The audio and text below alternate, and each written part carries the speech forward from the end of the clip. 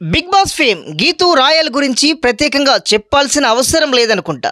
Big బాస్కు రాకముందు నుంచే గీతూకి సోషల్ మీడియాలో యూత్ ఫ్యాన్స్ చాలా ఎక్కువ. యూట్యూబర్గా ఫేమస్ అయిన ముద్దుగుమ్మ బిగ్ బాస్లో కూడా మెరిసిపోయింది.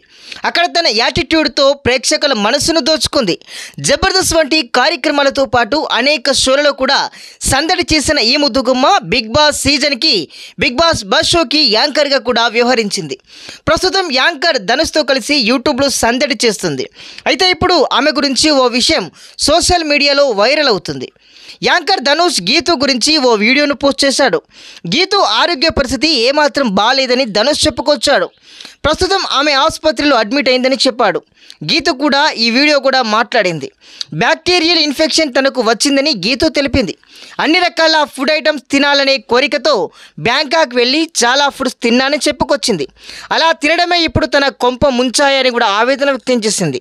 ఈ వ్యాధి కోటిలో ఒకరికి మాత్రమే ఉంటుందని వైద్యులు చెప్పిన విషయాన్ని కూడా గీతూ తన ఫ్యాన్స్కు చెప్పుకొచ్చింది. అన్ని రకాల ఫుడ్స్ను తీసుకోవడం వల్ల కడుపులో ఇన్ఫెక్షన్ వచ్చిందని, అందుకే ఆసుపత్రిలో ఉన్నానని చెప్పుకొచ్చింది.